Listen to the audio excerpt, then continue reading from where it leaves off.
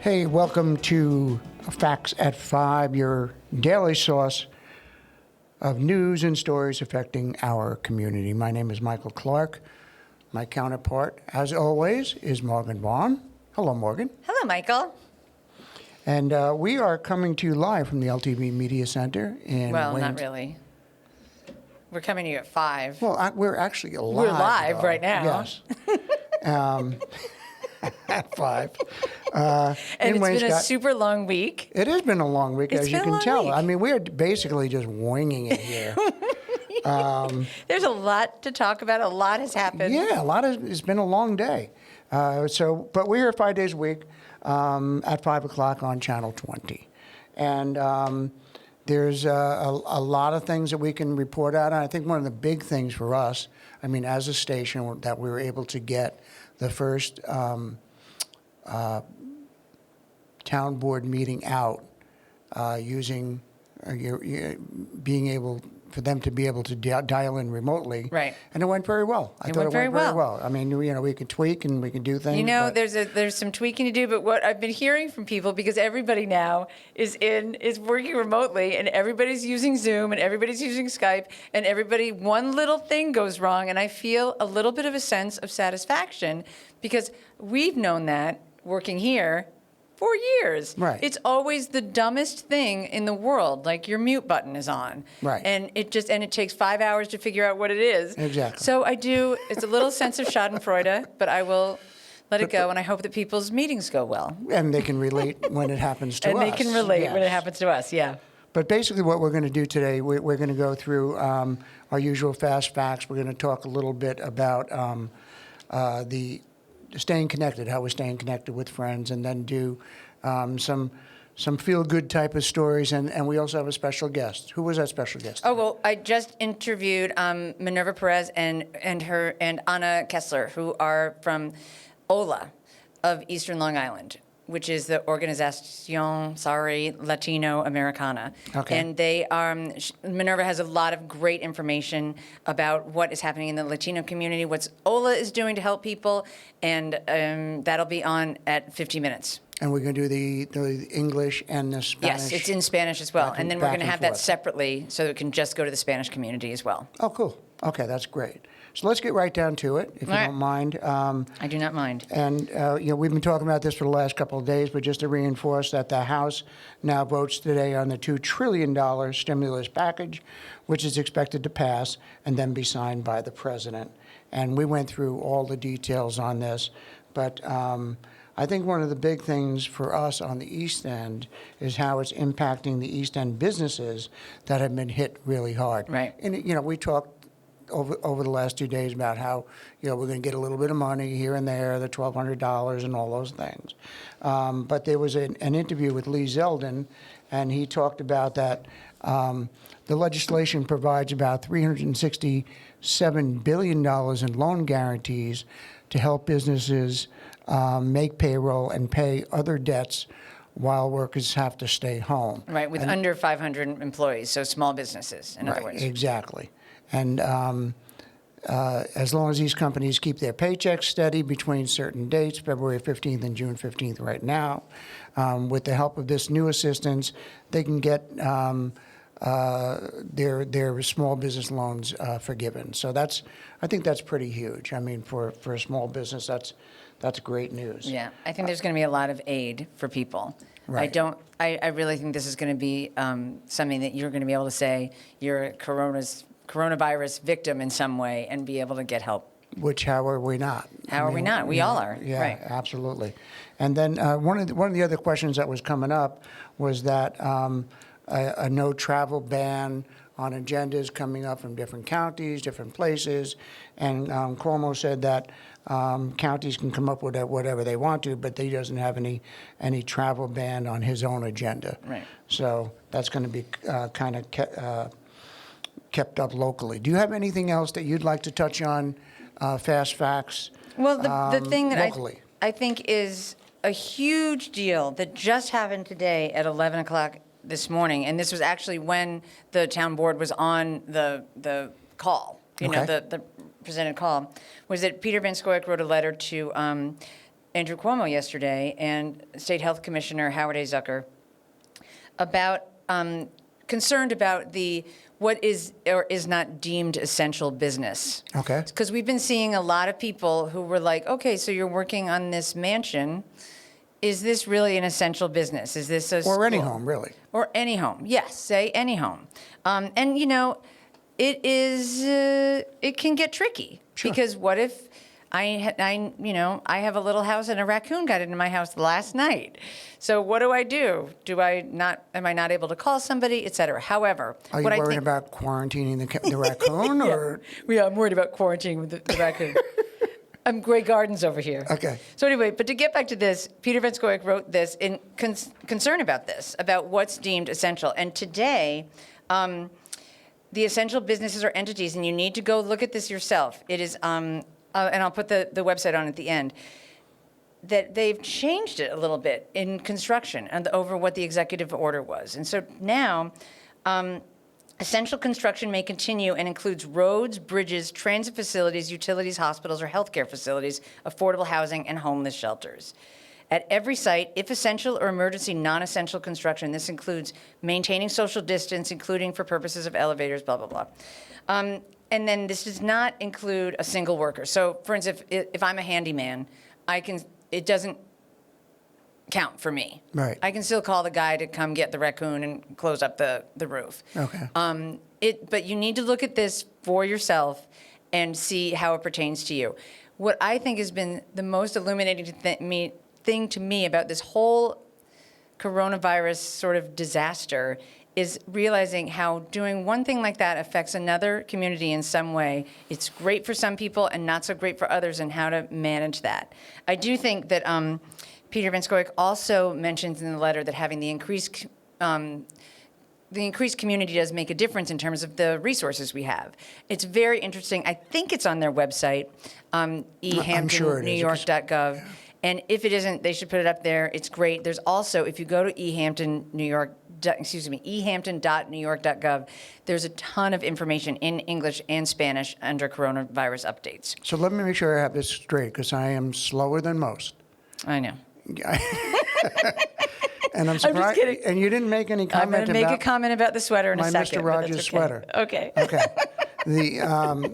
So essentially what it is people being concerned. So Peter's getting phone calls about And the people village being- have been too. And the village has been too, about people driving in, say, large groups of people coming in a truck, for example, coming from maybe Up Island or locally or whatever, and they're all in the same truck. They were all kind of crowded in the same truck, offloading and doing their thing and doing the thing, getting back in the truck.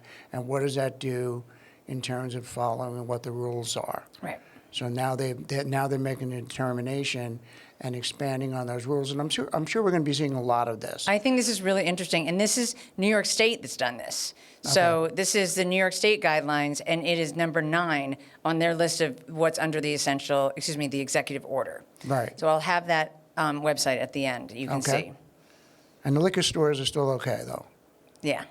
Well, you know what? I mean, there's a reality to that, There's right? We total joke around reality. about that, but if there is somebody with a problem and some things are not available, that too could overload the hospital, could it not? That is completely true. Yeah. So That if you're the last thing you want to be is going through withdrawals. Not that people should be drinking if they Right. have a problem, but that is a real problem, and that's why people go to detox, because they need to be in a hospital. Right. It's in some cases. Right. And that kind of ties into being connected with your friends, right? I mean, because isn't that what Yep. that's what Alcoholics Anonymous is about. What are you doing to stay connected with your friends? I do right now it's a lot of Facebook, a lot of Instagram, a lot of, texting back and forth. But yeah, it's really okay with me. I don't feel that much difference, but I'm also lucky because I'm coming to work every day at another building, which we have cleaned, and we have the extra people coming in to clean, and we're maintaining the safe distance, and we're washing our hands, and it's not business as usual, but I do get to get out of the house, and I think that helps me. Yeah, no, that absolutely is good. But I think that sometimes we need a break from the news, the numbers, the isolation, and Angela's put together a couple of things for us that I think are really helpful. The first one coming out of Dan's paper, and I'll hit on that one. That's called the Bay Street Online Theater Camp. So what they're doing, Bay Street Theater, it's called the Bay Street To Go program. Online children's theater camp beginning Monday, March 30th. The free program, intended for children ages 7 through 13, will live stream on Zoom every Monday through Friday from 2 to 3. So give somebody a little bit of break from maybe doing homework or doing those type of things. It's led by somebody you know, Yep. Bay Street Director of Education, Alan O'Reilly, great guy. And it's going to include lessons in vocal warm-up, script reading, body movement, just something a little bit different. And it offers a break from schoolwork, a chance to connect with some other people. And if you want to sign up your child, you can visit baystreet.org/education for that. What do you got on Guildhall? Anything on Guildhall? Well, Guildhall tonight has, you can watch their YouTube premiere concert, Portraits, featuring G.E. Smith, Loudon Wainwright III, and Wesley Stace. John produced- Wesley Harding, that's who that is? John, Wesley oh, Harding. okay. Yeah. And produced by Taylor Barton, and that is at guildhall.org events. And so it's a YouTube premiere and chat with artist G.E. Smith during the contest. Right, The concert, yeah. excuse me. I think Yeah. this is, I mean, and every, the theaters and the museums are really stepping up, and Guildhall and Bay Street and Southampton Arts Center is also having a video exhibition. You can make a video and then share the images. So you can go to southamptonartscenter.org for that. Right, and they're also doing some painting, some drawing, some sculpting. And yeah, so there's a lot of things that can kind of keep us busy moving forward. What about acts of kindness? What do you got? I know that's not, part of your normal, what it is that you do. Oh, hush. Acts of kindness, there's so many. I mean, when I was what you'll see in this interview with Minerva is she talks about that people are just stepping up everywhere. Everybody wants to volunteer. Everybody wants to see how they can help. And I think that is, I mean, it really shows where people's hearts are.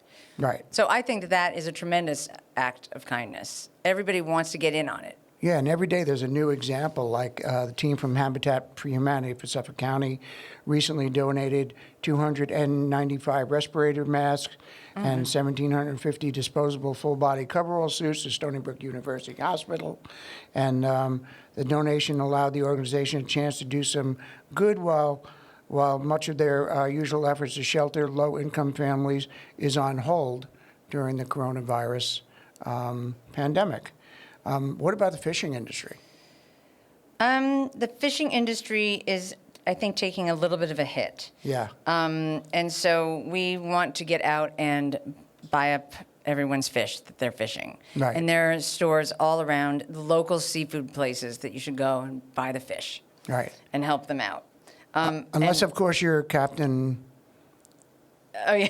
Captain Marici, right? Captain You know, Marici, which today we will have that video. We didn't have it yesterday, but we will have it today. He's become like the new face He's the of new face. Montauk. But I think it's fantastic. And I love what it. a face! It's perfect. It's perfect. So yeah, I think that all of the industries around, we all want to support the restaurants that are staying open and the people who are, and pretty soon it's going to be farming, the local farm stands, Right. the local communities who are helping with feeding people, and all of that is fantastic stuff. Yeah. No, it's great. And there's a couple other fishing things that I'll hit just before we go here. To Morgan's point, the fish prices obviously have fallen dramatically. About 90% of their market is the restaurant trade out Wow. here. So that's there's that whole. It's the whole domino thing that we're always Yeah, talking about. It's one exactly. thing after another. And there's a Captain Danny Lester, an Amagansett Bayman, who offers freshly caught oysters, clams, fresh eggs on Abrams Fast on the Saturday. And payment was on the honor system. Social distancing rules apply. And Captain Lester has been making home deliveries to customers who place the orders. And he said, so far, so good. And that's just one of many, many examples of And things we should that point are out that happening. that article is in the East Hampton Star this week. And Yes. the local newspapers have stepped up in a way that is extraordinary, in my opinion. Literally every one of them. The Press, The Independent, Dance Papers, East Hampton Star. That's where we're getting a lot of this information, and they are doing a bang-up job, in my opinion, about keeping people informed. And I thank you for covering my butt on that, because I often forget to leave. Speaking of covering This is your not butt, what I let's do. talk about that sweater. You know, to give the source, although I swear they're facts. We're reading them right here. And we do have sources for all that, so if anyone has any questions on that, Yep. we can always answer that question. Michael Clark, MichaelClark @ltveh.org, and I'd be glad to send that to you. But once again, we're done. Oh my gosh. Unbelievable. It's Friday. And it is Friday. And so thank you once again, Morgan. Thank you. Thank you, Jason, behind the glass. And off we go Off we go. into the weekend. Have a safe weekend, everybody. Thank you. I want to start off by saying that our entire community has been so generous in stepping forward to support vulnerable families of all different backgrounds. Quiero empezar diciendo que nuestra comunidad completa se ha portado tan maravillosamente y tan generosamente apoyando a miembros de la comunidad de diferentes lugares. Right now, OLA is focusing very much on crisis needs around food. En este momento, OLA se está enfocando principalmente en las necesidades críticas alrededor de alimentación. Very important for everyone to know, whether you need help or whether you want to offer help, that you can definitely go to OLA's Facebook page. Es importante para que ustedes sepan que sin importar si son ustedes los que necesitan ayuda o si quieren ser voluntarios y proveer ayuda, que vayan a la página de website de OLA. And the Facebook page for OLA. Y la página de Facebook de OLA. Okay. Also, you can call this number, 631. También ustedes pueden llamar a este número 631-899 3441. 3441. That's 631-899-3441 for OLA. You'll leave a message with your name, your number, and what your need is if you want to volunteer or you have a need, and we will get back to you. Ese es el número de teléfono de OLA, 631-899. 899, what's another number? 3441. 3441. Por favor, llamen por teléfono y déjenos un mensaje para comunicarnos sus necesidades o su voluntariedad para apoyo. So right now, we're working with more than 30 families. En este momento estamos trabajando con más de 34 familias that are in very, very great need with only 1 to 2 days worth of food. que tienen una gran necesidad con alimentación solo para 1 o 2 días. Volunteers are being connected to each family to stay with them and help them to source food on a weekly basis. Estamos conectando voluntarios con cada familia para poder determinarles y estarles llevándoles comida de forma semanal. Some of these volunteers are coming from the church. They are Latino, they are non-Latino, they are just community members that want to help. Algunos de esos voluntarios vienen de la iglesia, ellos son latinos o no latinos, son miembros de la comunidad que quieren ayudar. There's a temple in Sag Harbor that has a group together that's helping a couple of families. Hay un templo en Sag Harbor que tiene un grupo, ha unido un grupo que le está ayudando a varias familias. And while OLA is primarily focused on the east end of Long Island, we are receiving phone calls from Wyandanch and Lindenhurst and Bayshore. Y a pesar de que OLA se enfoca principalmente en el East End de Long Island, estamos recibiendo llamadas de Wyandanch, de Bayshore. What's very important to me right now, seeing the trends that we're seeing, is that in the event this is something that continues more than a couple of weeks, OLA is right now trying to work with Suffolk County to learn what the next steps might be in terms of connecting food to people that might be homebound in their homes. Lo que es bien importante para nosotros en este momento es que OLA pueda comunicarse con el condado de Suffolk para determinar si esto va a durar más de 2 semanas más o más semanas, para determinar cómo podemos nosotros conectar a las necesidades, las personas con necesidades de comida con los servicios disponibles. We are working with families that are homebound for a variety of reasons. It could be compromised health, small children that can't be in school, no transportation, and the fact that it's not safe to be out. Estamos trabajando con familias que están encerradas en las casas por diferentes razones. Pueden ser razones de salud, razones que tengan niños pequeños que no pueden ir a trabajar y principalmente porque no es seguro para nadie el estar afuera. So the volunteer help is needed, the support is needed, and the offer to help is there. We are working full-time with 5 people on our staff, and we still have energy to help people that need it and to connect the dots as we can. Así que la necesidad es más grande. También tenemos los voluntarios y tenemos la disposición para ayudar y estamos trabajando con los 5 miembros de nuestro equipo para tratar de conectar eso y para llevar y ayudarle a las personas que lo necesitan. So the food is a number one focus for us right now. We're also making sure that any families and anyone that we're working with understands the pantries in their area, understands any other type of food resource that they might have access to. But the reality is that for some families, they don't have access, and we need to make sure that they're not falling through the cracks. La necesidad, nos estamos enfocando principalmente en la necesidad de alimentación y tenemos que también poder conectar con los diferentes despensas, las diferentes pantries que están proveyendo comida y poder mantener ese tipo de suministro apropiado. Many members of our Latino community are also part of workforces that are deemed essential, which means that many of them either have to be out working or it's if they don't, it's a difficult thing. So they are part of the workforces that are still deemed essential. So for those families, we just want to make sure that their work arrangements are as safe as they can be, that they have support in the event that they do become sick, that they're able to stay home. Muchos de los miembros de la comunidad latina son miembros también del mercado de labores que se considera esenciales, o sea que ellos también tienen que salir a trabajar y nosotros queremos también proveerles seguridad para que estén informados de cómo mantenerse seguros en sus hogares.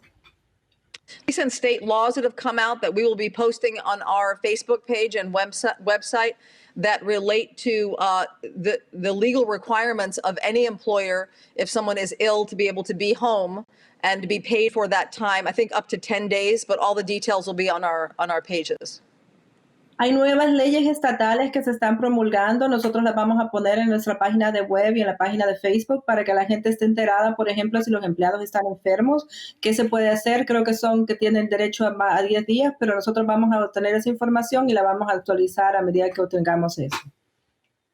OLA wants to also make the offer that to employers that might need help navigating what kind of relief that they might be getting from the state or from the federal government. Also, even with homeowners and people who are renting out their spaces, if they have questions or concerns about how they might have mortgage relief, we're also working on that side of it so that the entire East End, all pieces of the puzzle, we recognize as being necessary to support so that the entire health of the East End is considered and not just one piece of that puzzle.